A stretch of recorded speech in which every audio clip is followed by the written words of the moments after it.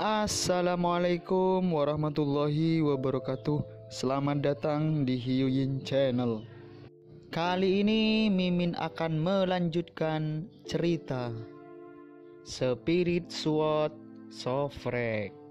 Tanpa basa-basi lagi, langsung gaspol bang. Pelatihan Demon Clan tidak efektif dalam 1,5 hari, dan dibutuhkan setidaknya beberapa tahun untuk mengembangkan sejumlah besar Master Rune. Apa yang membuat Chu Xingyun bersyukur adalah hidup dalam lingkungan yang sulit sepanjang tahun, keluarga iblis sangat pekerja keras dan pekerja keras. Kecuali beberapa iblis yang menolak untuk menerima hal-hal baru dan keras kepala hidup sesuai dengan kebiasaan mereka yang biasa, lebih dari 80% setan klan sangat tertarik dengan sekolah yang akan datang. Karena kurangnya mentor, Chu Xingyun tidak ingin membocorkan hubungannya dengan setan. Oleh karena itu, kelompok mentor pertama hanya bisa diolah oleh Chu Xingyun. Di seluruh istana klan iblis, 3.000 wanita di istana termasuk Ratu Iblis menjadi murid pertama Chu Xingyun. Seluruh istana klan iblis adalah semua perempuan, alasannya adalah karena memiliki hubungan langsung dengan Kaisar Dewa. Kaisar Jurang adalah Kaisar Jurang, dan Kaisar Jurang sebenarnya adalah ibu dari Kumbang Abisal. Oleh karena itu, Jurang adalah komunitas yang dihormati secara maternal. Sebagai pengikut Abis, Kaisar klan iblis secara alami dipilih oleh Kaisar Abisal. Kaisar Abis tentu saja memilih wanita yang sama dengan Kaisar klan iblis.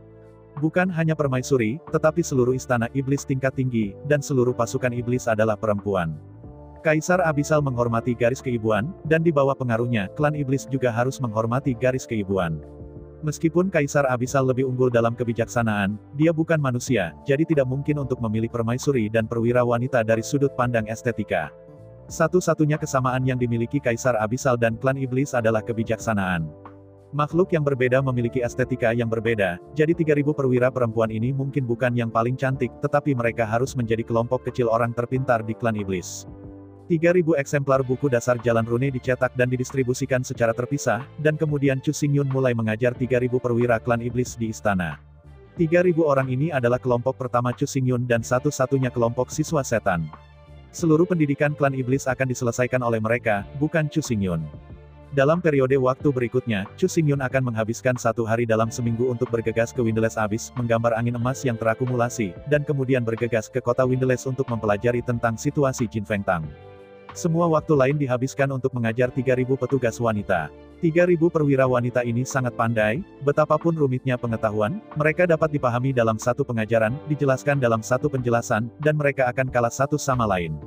Dengan kebijaksanaan saja dan teori kemampuan belajar, mereka bahkan tidak di bawah 36 pengrajin, dan bahkan mungkin melampaui banyak. Lagi pula, 36 pengrajin langit dipilih hanya dari 1 juta orang, tetapi 3.000 perwira perempuan dipilih dari 1 miliar setan. Selama sebulan berturut-turut, ketika Chu Xingyun akhirnya selesai menjelaskan 5 rune dasar dari rune Wei, sudah hampir waktunya untuk akhir tahun. Untuk klan iblis, ras pribadi yang sepenuhnya milik dirinya sendiri, Chu Xingyun tidak menyembunyikan rahasianya. Dari yang dangkal hingga yang dalam, ia mengajarkan cara rune. Secara relatif, ke-36 pengrajin itu tidak menerima perlakuan ini, meskipun mereka juga mempelajari formasi dan pola kombinasi keduanya tidak diajarkan sama sekali. Bukan karena Chu Xingyun tebal dan kurus, ia juga tidak pelit, tapi dunia ini rumit dan Pulau Tiangong jelas bukan tanah yang murni. Segala sesuatu di Pulau Tiangong, tentu saja, sangat rahasia bagi orang-orang biasa, dan itu tidak pernah bisa didengar.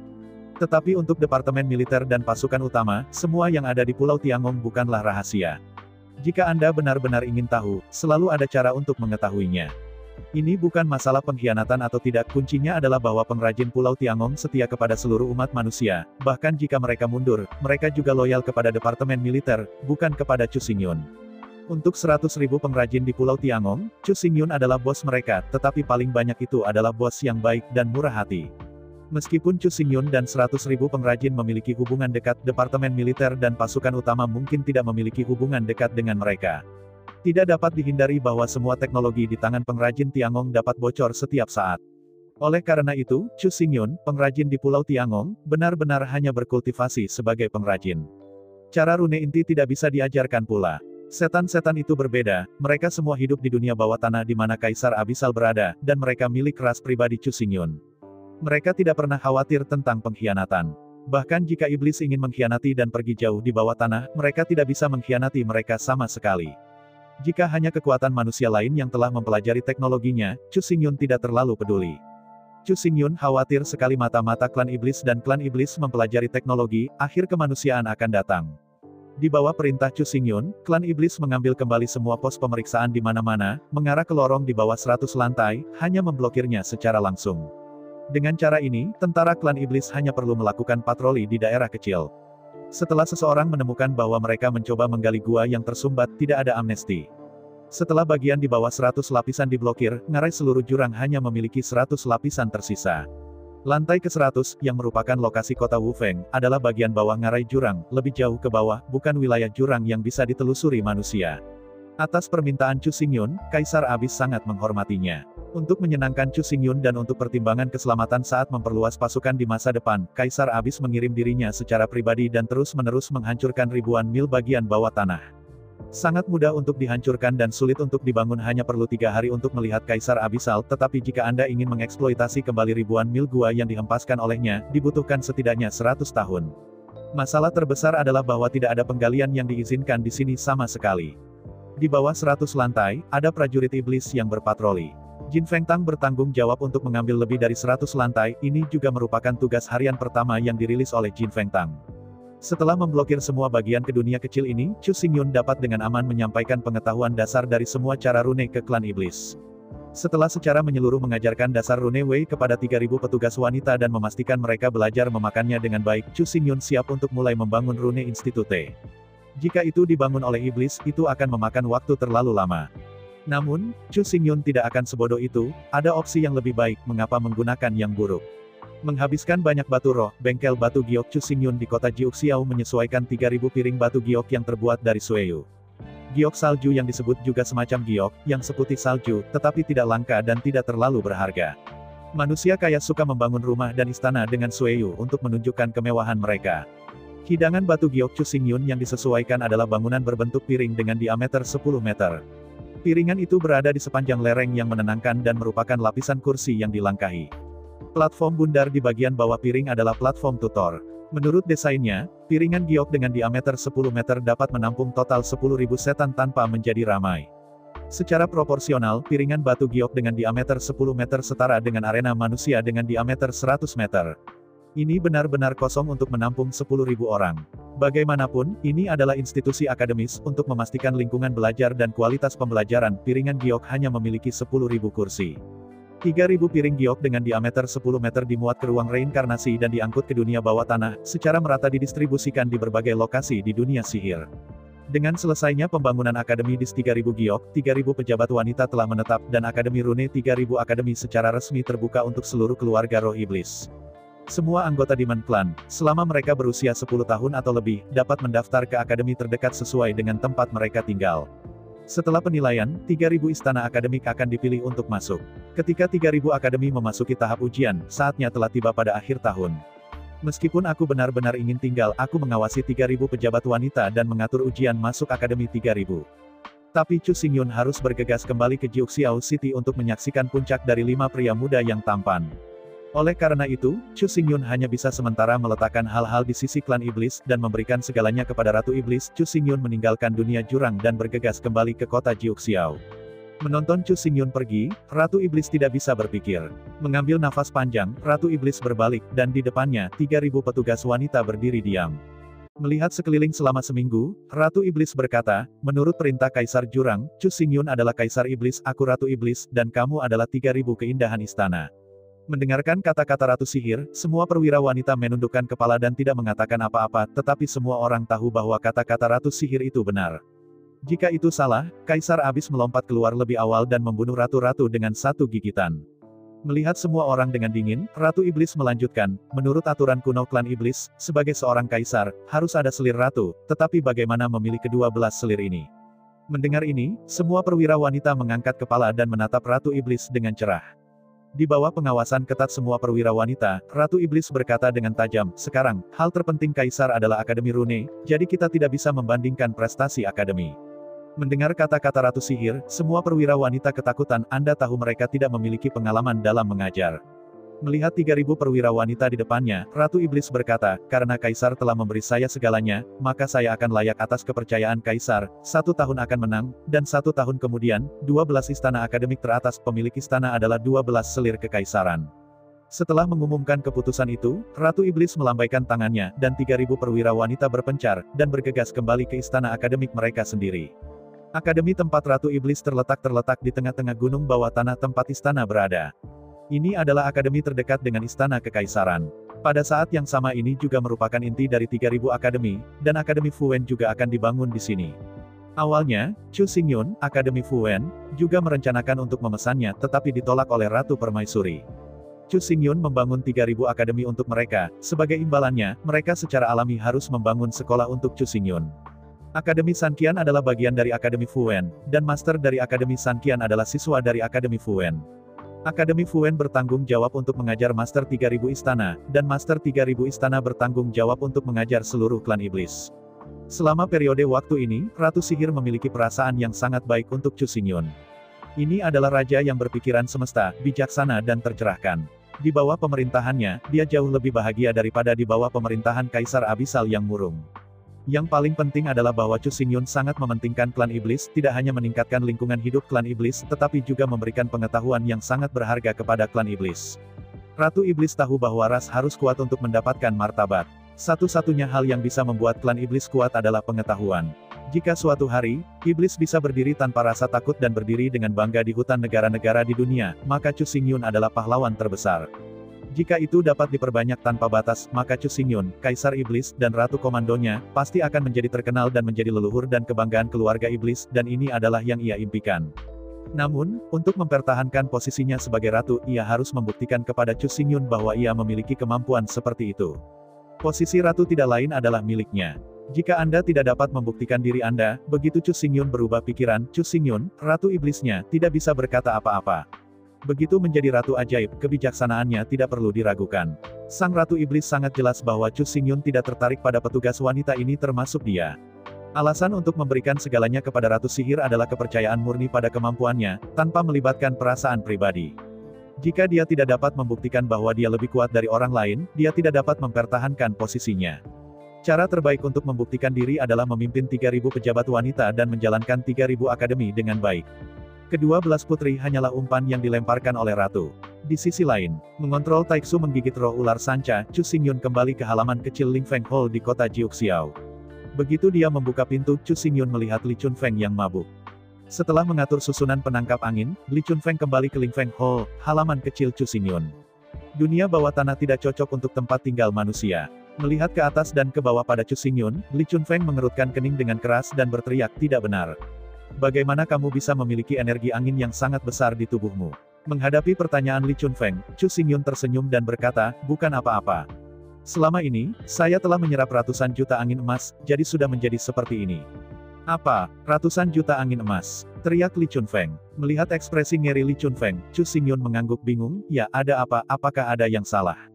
Melihat dengan gugup pada Chu Xingyun, Li Chunfeng berkata, mengapa kalian mendapatkan angin emas begitu banyak? Miliaran helai, bagaimana mungkin? Berjabat tangan, ketika Chu Xingyun hendak menjelaskan, Li Chunfeng dengan bersemangat berkata, terlepas dari yang pertama, tahukah Anda, keadaan Anda saat ini sangat berbahaya, sedikit di luar kendali, elemen angin di tubuh Anda akan langsung berubah Anda merobek-robeknya. Mendengar kata-kata Li Chunfeng, Chu Xingyun mengerutkan kening tanpa sadar. Baru-baru ini, dia merasakan sakit dada, tetapi dia tidak peduli, berpikir itu adalah hasil yang tak terhindarkan dari berlatih jantung angin. Tapi mendengarkan pernyataan Li Chunfeng sekarang, sepertinya ini bukan masalahnya. Menelan dengan gugup, Li Chunfeng berkata, kamu sekarang memiliki hati angin yang kuat dan menakutkan. Setelah dipicu, kamu bisa melepaskan angin maut yang cukup untuk merobek-robekmu. Mendengar kata-kata Li Chunfeng, Chu Xingyun tidak bisa menahan rasa takutnya secara diam-diam, untungnya dia tidak bertarung selama waktu ini, juga tidak mencoba menginspirasi angin dengan rasa ingin tahu. Kalau tidak, saya takut dia akan hancur berkeping-keping sebelum dia mengerti apa yang sedang terjadi. Setelah menarik napas panjang, Li Chunfeng melanjutkan, bagaimanapun, jangan menggairahkan hati angin, atau kamu akan mati. Mengangguk dengan sungguh-sungguh, Chu Xingyun berkata, Anda dapat yakin bahwa dalam hal apapun, saya tidak akan pernah membangkitkan semangat angin, tetapi apa yang harus saya lakukan selanjutnya? Bagaimana saya harus menghadapi situasi ini? Menatap Chu Xingyun tanpa daya, Li Chunfeng sedikit terdiam. Semua orang sulit mendapatkan sinar angin emas, tetapi anak ini baik. Sudah lama sejak saya melihatnya, dan ia telah terlibat dalam ratusan juta angin emas. Ini jelas bukan siapa-siapa sebelumnya. Melihat Chu Xingyun, Li Chunfeng berkata, satu-satunya cara untuk menyelesaikan krisis Anda saat ini adalah dengan memahami konsepsi artistik angin, menerobos hati dan keadaan pedang, dan memasuki keadaan kedua di 9 negara bagian negara pedang Kendo Italia. Jika memungkinkan, Chu Xingyun ingin segera memulai kultivasi Yijian Realm. Tetapi pada akhir tahun Jiuxiao, Dabi telah dimulai. Semua orang di tim Liu Yun bekerja keras untuk itu. Bahkan jika dia sibuk dan cemas, dia harus pergi dan melihat semua orang. Setelah meninggalkan Ling Fengtang, Chu Xingyun melewati Akademi Jiuxiao. Selama lebih dari setengah tahun, Chu Xingyun benar-benar terlalu sibuk, terutama selama 2 atau 3 bulan terakhir. Chu Xingyun pada dasarnya telah mengkonsumsi dunia bawah tanah keluarga iblis, dan dia tidak punya waktu untuk merawatnya. Begitu Chu Xingyun memasuki gerbang Akademi Jiuxiao, berita itu menyebar seketika. Dalam waktu singkat, gelombang gelap melonjak di seluruh Akademi Jiuxiao. Memasuki gerbang Akademi Jiuxiao, Chu Xingyun melaju ke pangkalan pelatihan tim Liu Yun. Tidak lama setelah berjalan keluar, sekelompok orang di depannya menyambutnya dengan sengit. Barisan ratusan orang berpisah, dan itu disebut arogansi arogan, dan seluruh jalan diblokir oleh orang-orang ini. Sedikit mengernyit, Chu Xingyun tidak ingin bersaing dengan anak-anak kentut kecil ini, dan dengan lembut memberi jalan ke pinggir jalan. Dia ingin menunggu mereka pergi di jalan. Tapi saya tidak pernah berpikir bahwa sekelompok orang mendekat, tetapi tidak lewat. Mereka bahkan dengan cepat datang dan mengelilingi Chu Xingyun di tikungan. Sambil mengerutkan kening, Chu Xingyun tahu bahwa orang-orang ini jelas datang kepadanya, tetapi dia tidak bisa mengingat siapa yang telah menyinggung perasaannya. Bahkan, apalagi menyinggung orang, Chu Xingyun jarang datang di Akademi Jiuxiao. Jika itu bukan Sui Liuxiang, dan sekelompok mitra di sini, Chu Xingyun tidak akan datang ke sini sama sekali sekarang. Di antara kerutan, ada satu titik kerumunan di sekitarnya, seorang pria muda berpakaian putih, dengan sosok tinggi, dan wajah yang dingin dan sombong, berjalan dengan bangga. Di luar 3 langkah sebelum Chu Xingyun, pria muda itu berhenti dan melirik ke atas dan ke bawah pada Chu Xingyun. "Kamu adalah Chu Xingyun," kata pemuda itu dengan bangga. Meskipun dia tahu bahwa niatnya buruk, Chu Xingyun, etiket minimum, masih harus mempertahankannya. "Jika Anda tidak bergerak, Anda akan menjadi kotor, dan Anda tidak akan menjadi pria besar. Meskipun bersumpah bisa menjadi pukulan cepat, tetapi saat Anda berbicara, Anda tidak dipermalukan, tetapi diri Anda sendiri." Mengangguk kepalanya, Chu Xingyun berkata dengan acuh tak acuh, "Ya, saya Chu Xingyun, apa yang kamu lakukan?" Dengan jijik melirik Chu Xingyun, pria muda itu berkata, "Tentu saja, ada lebih dari 20 orang. Si Wei masih tinggal di lingkungan Yin dan Yang. Aku adalah kamu, dan aku malu pada diriku sendiri." Menghadapi ejekan pihak lain, Chu Xingyun tersenyum dengan acuh tak acuh. "Sebagai cicit yang paling dihargai oleh Kaisar Zun, Anda belum hidup begitu banyak untuk mencapai kaisar-kaisar. Anda masih memiliki hati yang besar untuk menertawakan orang lain." Mendengar tawa Chu Xingyun, pemuda itu tiba-tiba menjadi marah, dan alisnya berkerut. "Saudari Simon, mengapa atmosfernya begitu?" Melihat bahwa perselisihan akan meletus, sebuah suara megah terdengar dari kerumunan. Mendengar suara ini, semua orang berbalik tanpa sadar dan melihat ke arah suara. Apa yang dilihatnya adalah seorang pria muda berjubah kuning cerah dengan pedang emas yang tergantung di pinggangnya. Dia datang dengan senyum di wajahnya. Ketika dia mendekat, pemuda itu mengepalkan tinjunya pada pemuda berkulit putih, Brother Simon. Marah dengan orang-orang kelas ini, dia kehilangan wajahnya. Setelah mendengar kata-kata pemuda dengan jubah kuning cerah, pemuda dengan pakaian putih dan pemuda dengan jubah kuning cerah juga mengepalkan tangan mereka. "Kakak Sima benar, dia benar-benar tidak layak." Menonton dua pria muda itu mengobrol sebentar, Chu Xingyun langsung tahu tentang identitas mereka. Pria muda berkulit putih itu begitu sombong sehingga dia pasti Simon yang gila di antara 5 tuan. Adapun pemuda ini berjubah kuning cerah, itu pasti Sima Fan di antara 5 tuan. Hanya memikirkannya, Sima Fei Fan, yang mengenakan jubah kuning cerah dan cahaya keemasan, memandang dengan jijik. Menghadapi ancaman, Chu Xingyun menyipitkan matanya tanpa sadar. Setelah hidup begitu banyak, dia tidak pernah takut akan ancaman itu, dan tidak ada yang bisa menakut-nakuti dia.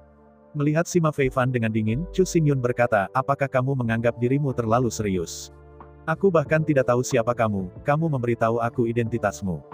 Mendengar kata-kata Chu Xingyun, kulit Sima Fan Fan langsung berubah pucat. Kata-kata Chu Xingyun, meskipun sangat sederhana, tetapi makna di dalam membuatnya sangat malu. Bayangkan jika Chu Xingyun tidak mengenalnya, bisakah dia memiliki identitas? Bagaimana seseorang yang benar-benar tidak memiliki identitas saling mengenal? Ini seperti seorang superstar yang berpikir bahwa semua orang di dunia adalah pengagumnya sendiri, tetapi ketika dia menandatangani orang, mereka jijik.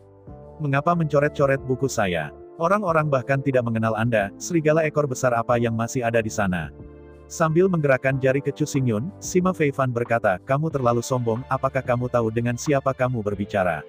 Dengan kemarahan Sima yang luar biasa, kerumunan di sekitarnya tiba-tiba menjadi kasar dan minum ke arah Chu Xingyun. Menghadapi adegan ini, Chu Xingyun sama sekali tidak tergerak. Para penonton ini dibawa oleh dua orang ini, dan mereka hanya anjing rakun. Hasil seperti itu tidak bisa dihindari. Dengan suara berisik, suara lembut terdengar lembut, semua orang beradab, mengapa kita harus marah? Jika Anda memiliki sesuatu, Anda dapat berbicara perlahan. Meskipun adegan itu berisik, suara lembut dan lembut masuk ke telinga semua orang dengan sangat jelas. Untuk sesaat, suara di sekitarnya tiba-tiba menghilang, dan semua orang tahu siapa yang datang. Memutar kepalanya, Chu Xingyun memandanginya dengan rasa ingin tahu. Dia ingin tahu siapa sih yang memiliki pesona yang begitu besar. Dia bahkan meremehkan pemandangan yang bergejolak seperti itu. Seperti yang Anda lihat, seorang pria muda dengan tubuh langsing, mengenakan gaun cian, sangat cantik, seperti pohon willow di angin, bergoyang dan berjalan. Melihat pemuda itu, Chu Xingyun mengerutkan kening. Meskipun pemuda ini tampak sangat lembut dan cantik di permukaan, dia berjalan naik turun Nana dan Ting-Ting, tetapi Chu Xingyun kagum dengan setiap gerakannya. Pedang manusia. Benar, pemuda ini, yang berjalan di jalan dengan sikap anggun, sepenuhnya karena setiap langkahnya telah digabungkan dengan ilmu pedang, mencapai keadaan persatuan antara manusia dan pedang. Melihat pemuda di gaun biru dengan kagum, Chu Xingyun tahu bahwa ia harus menjadi pertunjukan oriental di antara 5 tuan.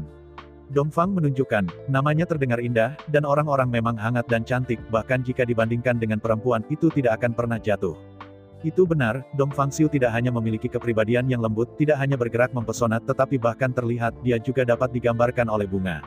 Dia memiliki keindahan bunga. Chu Xingyun percaya bahwa jika Anda mengenakan pakaian wanita, pertunjukan oriental ini pasti lebih menawan dan mempesona daripada semua wanita.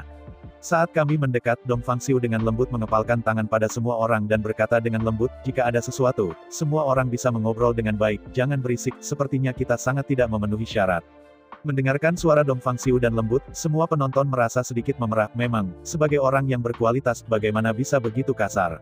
Selama pembicaraan, Dong Fangxiu menatap Chu Xingyun, dan cahaya terang melintas di matanya, berkata dengan kagum, tentu saja, seperti rumor, kamu benar-benar terlalu tampan, bahkan lebih tampan daripada saudara Nangong. Menghadapi pujian Dong Fangxiu, Chu Xingyun merasa sangat aneh. Rasanya seperti bukan laki-laki yang berbicara kepadanya, tetapi seorang gadis yang berwawasan luas. Kata-kata Dong Fangxiu baru saja jatuh, dan jauh, sebuah suara datang, hei. Kalian semua ada di sini, biarkan aku melihat, seperti apa tampang orang ini, bahkan lebih tampan daripada Nangong Junyiku. Dalam kata-kata itu, seorang pria muda mengenakan jubah merah berapi-api dan didukung oleh pedang merah berapi-api datang dengan senyum di wajahnya. Dari kejauhan itu memang pemuda yang sangat tampan dan tampan, jelas dia adalah Nangong Junyi di antara 5 tuan. Dari kejauhan Anda bisa melihat senyumnya yang hangat, jelas ini adalah pemuda yang penuh gairah yang mudah bergaul. Mendekati semuanya, Nangong Junyi memandangi atas dan ke bawah pada Chu Xingyun, dan matanya tidak bisa membantu menunjukkan ekspresi terkejut. Jelas, kecantikan Chu Xingyun membuatnya sangat terkejut. Ketampanan Chu Xingyun, dari sudut tertentu, telah mencapai ekstrim, dan benar-benar bebas dari kekurangan dan cacat. Tentu saja, Chu Xingyun yang asli jelas tidak begitu tampan, hanya menengah atas. Namun, setelah Luolan melemparkan King Lian ke langit, ia memperbaiki semua kekurangan Chu Xingyun, membuat Chu Xingyun benar-benar orang yang sempurna. Jenis yang tampan. Ada banyak jenis tampan. Salah satunya adalah bahwa panca indera rata-rata jika dilihat secara terpisah, tetapi mereka sangat menarik ketika digabungkan. Yang lain adalah fitur wajah, yang sebagian besar sangat indah, tetapi ada 1 atau 2 tempat yang tidak sempurna atau bahkan cacat, tetapi ketika dicocokkan satu sama lain, mereka menghadirkan semacam keindahan ajaib. Ada jenis orang lain yang fitur wajahnya terlihat sempurna, tetapi ketika dikombinasikan, mereka tidak sempurna sama sekali, dan mereka tidak tampan sama sekali. Pengecualian Chu Xingyun, bahkan jika Anda melihatnya secara terpisah dan hanya melihat mata, atau hidung, telinga, mulut, Anda sudah bisa merasakan dampak yang menakjubkan, dan keindahannya luar biasa. Setelah digabungkan, itu tidak hanya akan menghancurkan keindahan, tetapi juga superposisi keindahan, yang bisa disebut cantik. Dari jarak dekat, bahkan Nangong Junyi, yang terkenal dengan Junyi, harus mengagumi ketampanan Chu Xingyun.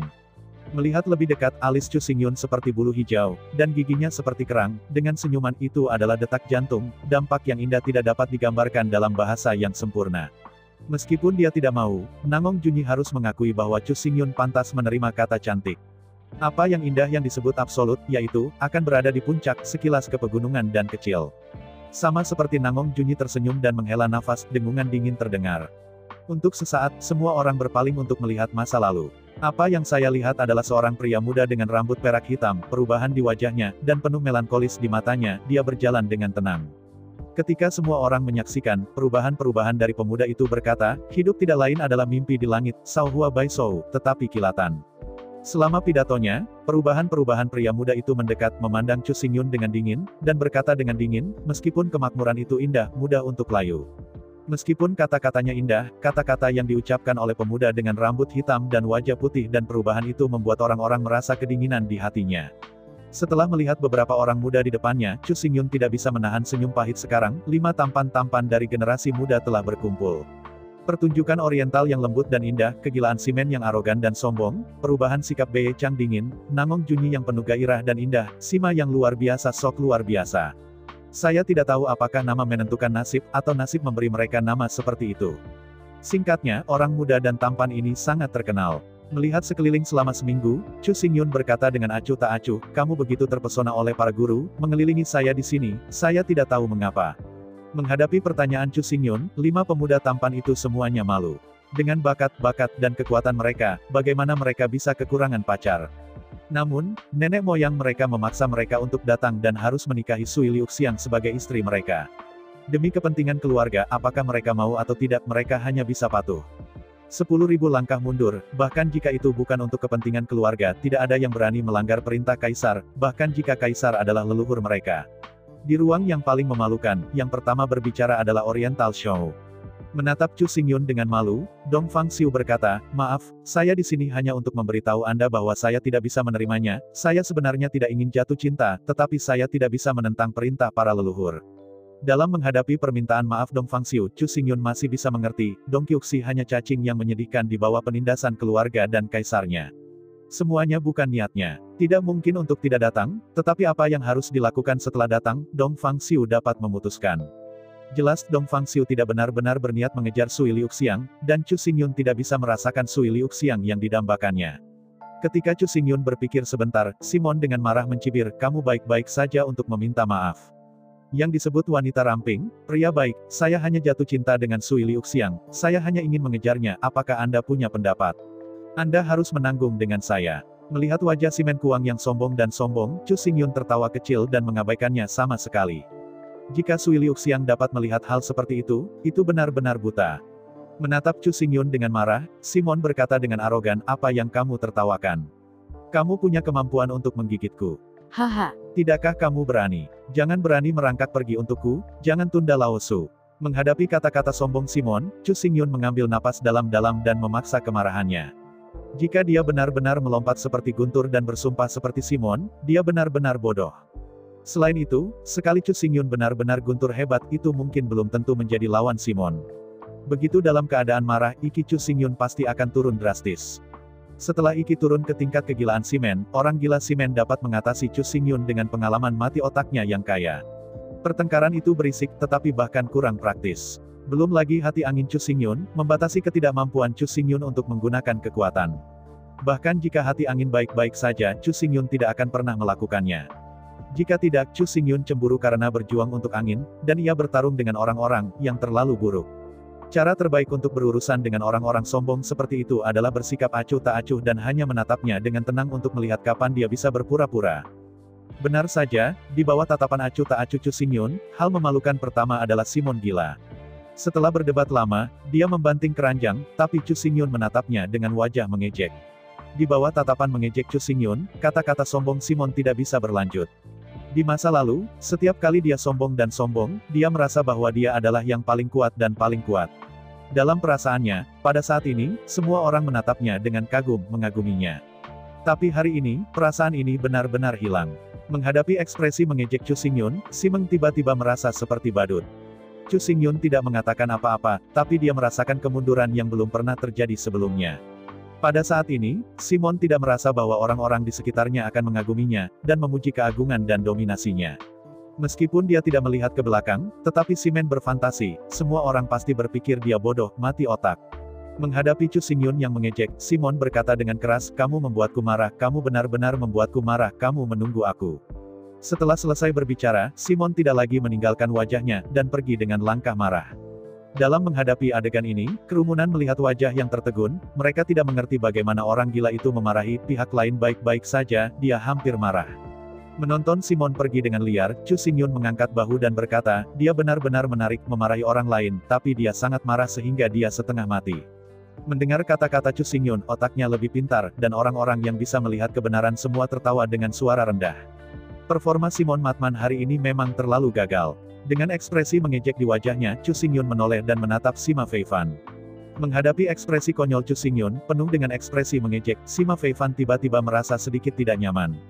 Di antara penjaga Sima Feifan yang berhati-hati, Chu Xingyun berkata, jika aku benar, maka haruskah kamu keluar dan memarahiku? Mendengar kata-kata Chu Xingyun, Sima Feifan tidak bisa menahan diri untuk mengatakan dengan mengejek, siapa yang akan memarahi kamu?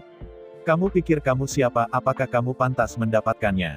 Melihat Chu Xingyun, Sima Feifan mengangkat kepalanya dan berkata, aku malas dan kamu omong kosong, seperti kamu, dan bantal bersulam di dalamnya sangat bagus sehingga mereka layak mendapatkan aroma darah yang berdarah.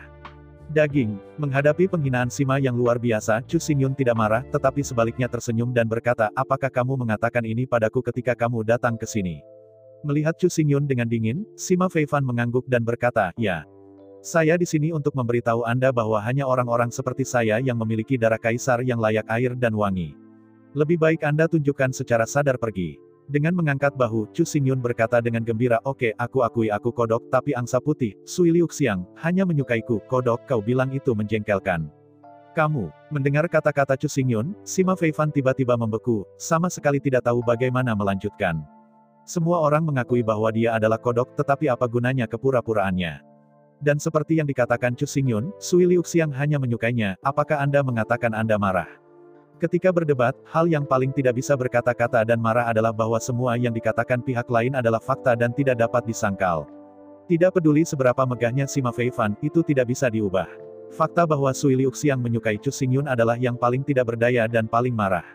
Melihat Sima Feifan yang membuka mulut, Chu Xingyun mengejek dan melanjutkan, jangan marah, keburukan yang lama bukan salahmu, kamu tidak tahu, pria ini, begitu dia tumbuh terlalu tampan, dia juga akan memiliki banyak masalah apa.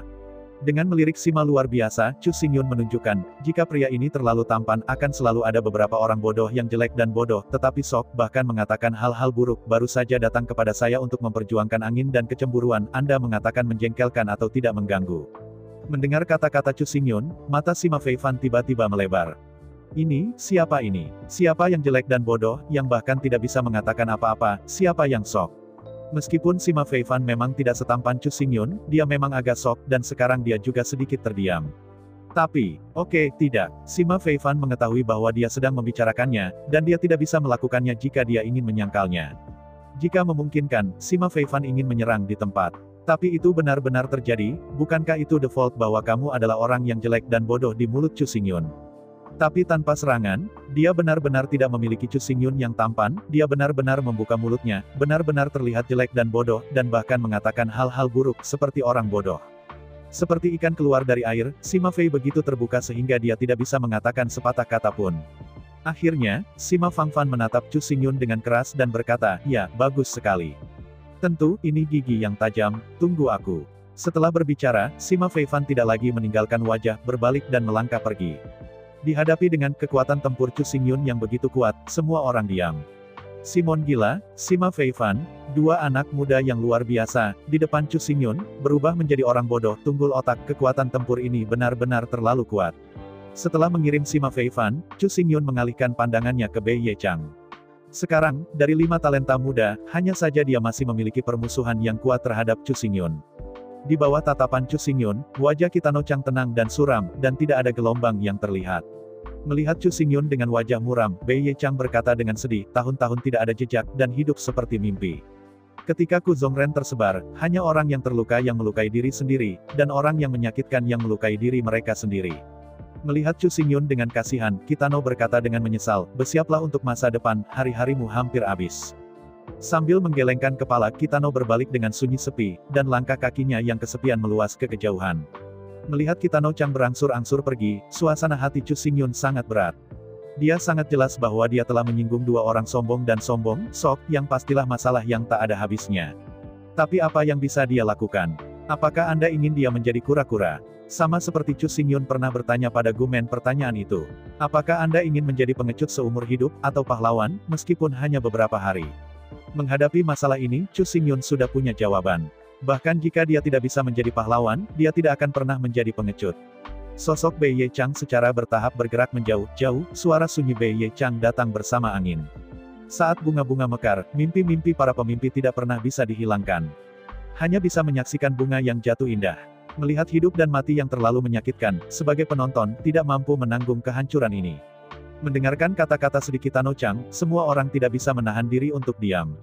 Sebagai seorang warga sipil, Chu Xingyun menyinggung keturunan paling penting dari dua kaisar. Hari-harinya benar-benar habis. Sangat tidak adil, sangat tidak adil. Jelas mereka yang ingin merebut istri Chu Xingyun, tetapi tidak membiarkan Chu Xingyun menolak sama sekali. Selama Anda menolak untuk taat, tidak akan ada tempat di dunia ini. Dalam diam, Dong Fangxiu berjalan dengan lembut ke Chu Xingyun dan berkata dengan sangat lembut, jika memungkinkan Anda masih dapat menemukan tempat yang tidak berpenghuni untuk bersembunyi, jika tidak ada yang bisa menghentikan mereka. Kata-kata Dong Fangxiu baru saja jatuh, Nangong Junyi mencibir, dan dengan jijik berkata, mengapa kamu tidak menemukan tempat tanpa orang, kamu bisa datang ke Akademi Nanming kami, aku pikir siapa yang berani memindahkanmu. Mendengar ucapan sombong seperti itu oleh Nangong Junyi, Chu Xingyun tidak bisa tidak terkejut. Apakah Akademi Nanming begitu bullish? Melihat ekspresi terkejut Chu Xingyun, Nangong Junyi mengerutkan kening dengan tidak menyenangkan dan berkata dengan marah, ekspresi apa yang kamu katakan? Kamu bilang, kamu bisa menanyai saya. Tapi kamu tidak pernah bisa mempertanyakan Akademi Nanming kami. Dengan sombong meluruskan tubuhnya, Nangong Junyi berkata dengan bangga, tidak peduli siapa yang kamu sakiti, selama kamu bersembunyi di Akademi Nanming, bahkan jika kaisar dekat, kamu tidak akan berani masuk ke Akademi Nanming selama setengah langkah, kamu hanya bisa mundur. Sambil memandang Nangong Junyi, sapi ini terlalu banyak bertiup. Melihat Chu Xingyun masih tidak percaya, Nangong Junyi menunjuk Dong Fangxiu berkata, jangan percaya kamu bertanya padanya, jika aku membunuhnya sekarang, maka segera bersembunyi di Akademi Nanming, leluhurnya, berani masuk ke Akademi Nanming untuk membunuhku apakah itu? Di hadapan kata-kata Nangong Junyi, Dong Fangxiu tersenyum lembut dan dengan jijik berkata, kakekku benar-benar tidak berani masuk ke Akademi Nanming untuk membunuhmu, tetapi apakah kamu yakin kamu bisa membunuhku? Mendengar kata-kata Dong Fangxiu, Nangong Junyi tidak bisa menahan senyum malu-malu, sambil memegang kepalanya, dia berkata, saya hanya memberi contoh. Dengan persahabatan kami, bagaimana saya bisa menyakitimu? Melihat ekspresi malu Nangong Junyi, Chu Xingyun tertawa tanpa sadar, dengan kekuatan pedang Shou Timur, dia benar-benar bertarung, Nangong Junyi pasti yang terbunuh. Tapi ini bukan intinya adalah mengapa semua kaisar tidak berani masuk ke Akademi Nanming. Melihat wajah bingung Chu Xingyun, Nangong Junyi mengangkat kepalanya dengan bangga dan berkata dengan bangga, aku benar-benar tidak tahu bagaimana kamu hidup begitu besar, apakah kamu bahkan memiliki status Akademi Nanming di dunia Qiankun? Tidak yakin. Melihat kosong pada Nangong Junyi, jujur saja, Chu Xingyun benar-benar tidak tahu, apa hebatnya Akademi Nanming ini. Tidak masalah dalam buku ini, atau dalam pidato semua orang, Chu Xingyun tidak pernah mendengar perbedaan di Akademi Nanming. Sebaliknya, yang sering didengar Chu Xingyun adalah merendahkan kata-kata Akademi Nanming. Akademi Nanming didirikan oleh Kaisar Tianyi. Kaisar Tianyi bereinkarnasi dengan Kaisar Tianyi. Dia memasuki jalan kuno Singkong lebih dari 10.000 tahun yang lalu dan tidak pernah kembali. Saat ini, hanya Akademi Nanming yang tidak memiliki kaisar di 5 universitas. 4 perguruan tinggi lainnya memiliki 1 kaisar duduk di kursi mereka, jadi Nanming Chollege adalah yang terlemah. Tapi melihat ekspresi bangga Nangong Junyi, Akademi Nangong jelas tidak sesederhana itu, tapi apa yang tidak begitu sederhana? Melihat Chu Xingyun memang tidak jelas, Nangong Junyi menjadi lebih bangga, dan dengan bangga memegang dadanya dan berkata, mengapa semua orang mengklaim sebagai kaisar, hanya Kaisar Tianyi adalah reinkarnasi dari kaisar, apakah Anda berpikir bahwa kaisar dan surga apakah penjajaran ada? Ini, menghadapi masalah Nangong Junyi, Chu Xingyun terdiam. Meskipun Kaisar Zun luar biasa, tetapi dibandingkan dengan Kaisar Langit, itu jelas bukan urutan besarnya. Kaisar Zun tidak lain adalah yang terkuat di dunia. Kaisar Surgawi, bagaimanapun, ada di bahu-membahu. Melihat ekspresi ngeri Chu Xingyun, Nangong Junyi berteriak, Akademi Nangong, dibangun untuk reinkarnasi Kaisar Langit, bahkan jika dia tidak ada di sini sekarang, tidak ada yang berani membuat pesanan di wilayahnya. Tiba-tiba, hatiku bergetar. Adapun reinkarnasi Kaisar Langit, Chu Xingyun tidak bisa akrab dengan itu. Batu reinkarnasi Kaisar Tianyi sekarang ada padanya, bisakah kau tidak terbiasa? Faktanya, Chu Xingyun adalah garis keturunan langsung dari reinkarnasi Kaisar Tiandi, dan merupakan tungku dan perampokan terpenting dari reinkarnasi Kaisar Tianyi. Selama ini, Chu Xingyun tahu bahwa reinkarnasi Kaisar Tiantian sangat kuat, tetapi dia hanya menganggapnya sebagai seorang kaisar biasa.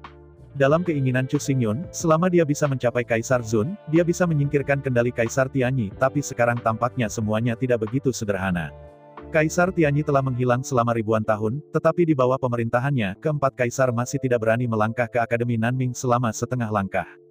Kekuatan semacam ini sungguh luar biasa. Di mata Kaisar Zun, apa yang disebut sentimen dan perasaan sama sekali tidak penting, dan hubungan antara 5 kaisar bukanlah urusan imajinasi. Begitu kepentingan khusus dilibatkan, bahkan di antara para kaisar akan ada perselisihan. Alasan mengapa 4 kaisar besar tidak berani masuk ke Akademi Nanming bukan karena perasaan, tidak peduli seberapa dalam perasaan itu, mereka tidak bisa menahan erosi waktu. Apa yang benar-benar dapat membuat 4 kaisar besar hormati selama 10.000 tahun, dan masih tidak berani menyinggung, pastilah kekuatan teror. Di hati 4 kaisar agung, reinkarnasi Kaisar Tian harus hidup, dan karena kepercayaan ini, mereka tidak berani membuatnya. Lama bernafas, Chu Xingyun dengan hati-hati berkata, mengapa 4 kaisar sangat menghormatinya, apakah Kaisar Tianyi sangat kuat? Sangat kuat. Melihat Chu Xingyun dengan terkejut, Nangong Junyi berkata dengan marah, bagaimana bisa dikatakan itu sangat kuat? Ketidaktahuan juga memiliki batas. Oke, jika Anda tidak memiliki kemampuan untuk membunuh Kaisar Zun dalam hitungan detik, kaisar seperti apa? Spike Emperor Zun. Mendengar kata ini, Chu Xingyun hanya merasa gelap. Melihat kosong pada Nangong Junyi, Chu Xingyun berkata, bukankah itu, tidak ada perbedaan di antara para kaisar? Mengangguk kepalanya, Nangong Junyi berkata, ya Anda benar, tetapi Kaisar Tianyi bahu-membahu dengan surga, tetapi keberadaan permainan melawan surga telah melampaui dunia manusia. Antara Kaisar Zun, memang tidak ada yang bisa berbuat apa-apa, tetapi Kaisar Tianyi adalah kaisar yang melampaui Kaisar Zun. Oke. Selain itu, Dong Fangxiu tampaknya tidak dapat mendengarkan lagi dan berkata dengan marah, jangan dengarkan dia berbicara omong kosong, reinkarnasi Kaisar Langit juga lahir dari orang tua, mengapa itu bukan manusia? Bahkan, yang disebut Kaisar Tian adalah yang terkuat di antara para kaisar, meskipun ia sangat kuat, ia masih tidak memiliki wilayah di luar kaisar. Melihat bingung pada Dong Fangxiu, Chu Xingyun berkata, karena dia masih seorang kaisar, mengapa dia bisa membunuh kaisar lain dalam hitungan detik? Ini jelas tidak logis. Dengan melirik Nangong Junyi, Dong Fangxiu memalingkan kepalanya dengan lembut dan berkata dengan sabar, apakah itu sulit untuk dipahami? Bahkan, jika Anda berpikir tentang situasi kuno, Anda mungkin memahaminya. Guman, mendengar kata-kata Dong Fangxiu, Chu Xingyun berpikir sejenak, lalu tiba-tiba mengerti. Pencapaian Kaisar Wu bergantung pada kemauan yang tak tertandingi. Sekarang, kemauan Guman sudah setingkat Wu Huang. Dalam hal kemauan, Guman sudah menjadi Kaisar Wu, dan seperti Kaisar Wu, ia dapat memobilisasi energi langit dan bumi dengan pikirannya, dan meledakkan kekuatan serangan menghancurkan langit dan bumi. Namun di ranah, Guman masih tinggal di Nirvana. Melihat Chu Xingyun tampaknya mengerti, Dong Fangxiu berkata dengan suara yang dalam, ya, sama seperti Guman, meskipun kerajaannya masih Nirvana 9 surga, tetapi kekuatan tempurnya yang sebenarnya adalah Kaisar Bela Diri Junior, membunuh Nirvana biasa. Yang kuat semudah telapak tangan.